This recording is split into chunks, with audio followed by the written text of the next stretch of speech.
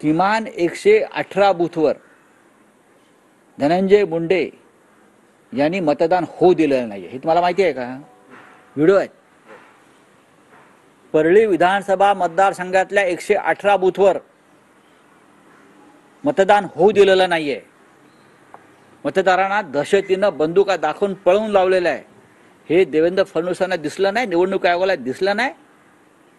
असला चुत्या निवडणूक आयोग हा आम्हाला अक्कल शिकवतोय का? आमचा नियम लादतोय 118 ठिकाणी. आणि हेच यालाच अर्बन नक्षलवाद म्हणतात देवेंद्र फडणवीस. लक्षात घ्या.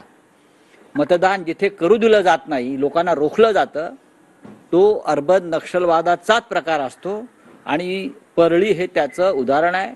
आणि महाराष्ट्रात अनेक ठिकाणी अशा प्रकारे मतदान होऊ दिलं नाही. तुमच्या नेतृत्वाखाली तुम्ही अर्बन नक्षलवाद्यांचे नेते आहात, तुम्ही कमांडर आहात अर्बन नक्षलवाद्याचे. तुम्हाला दुसऱ्यांवरती बोट दाखवायचा अधिकार नाही. अर्बन नक्षलवाद या राज्यात जर कोणी पोसत असेल तर ते देवेंद्र फडणवीस आणि त्यांचा भारतीय जनता पक्ष पोसतो आहे. राहुल साहेब, आणखी एक विषय आहे की आज मुंबईत उद्धव ठाकरे मॅरेथॉन बैठका घेतल्या. 3 दिवस बैठका असणार आहेत मुंबईतील पदाधिकाऱ्यांच्या. असं म्हटलं जाते की शिवसेना युबीटी महापालिका निवडणुकीच्या तयारीला लागली. नक्कीच का लागू नये? महानगरपालिका म्हणजे मुंबईची महानगरपालिकेची निवडणूक घेतील की नाही याच्याविषयी अद्याप शंका आहे. प्रकरण सुप्रीम कोर्टामध्ये आहे. पण उरलेल्या 13 महानगरपालिका मध्ये कधी निवडणुका होतील आणि एक राजकीय पक्ष म्हणून, संघटन म्हणून उद्धव ठाकरे साहेबांनी, पक्षप्रमुखांनी त्या संदर्भातल्या जिल्हावार महापालिकेच्या संदर्भात बैठका घ्यायला सुरुवात केलेली आहे. त्यात मुंबई सुद्धा आहे. मुंबई सुद्धा आहे. दिल्लीत आज एनडीएची बैठक कालपासून सुरू झाली आहे. आजही कसली एनडीए? एनडीए कसली आहे? हे पंतप्रधान नरेंद्र मोदींना भेटणार आहे. भेटणार त्यांचे बॉस आहेत ते. आमच्या वेळेला आमचे बॉस माननीय बाळासाहेब ठाकरे किंवा उद्धव ठाकरे होते. आम्हाला मुंबईतच भेटावं लागायचं. रोज भेटतो आम्ही. त्यांचे बॉस दिल्लीत आहेत. आम्ही म्हणायचो दिल्लीचेही तख्त राखितो महाराष्ट्र माझा.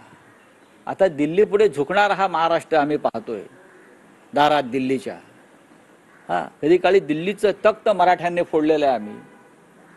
आता ह्यांना फोडतात. बोलिए, हो गया, हिंदी में बोलिए. कल्याण में 13 साल की बच्ची के साथ रेप और फिर मर्डर, इस तरीके की घटना उजागर हुई. आरोपी को गिरफ्तार कर दिया, लेकिन लॉ एंड ऑर्डर जो है लगातार महाराष्ट्र, पूरे महाराष्ट्र की लॉ एंड ऑर्डर ऐसी बन गई है कि मुझे लगता है यूनाइटेड नेशन की ह्यूमन राइट का जो विंग है उसको हमें बताना पड़ेगा कि आप महाराष्ट्र में दखल अंदाजी करो.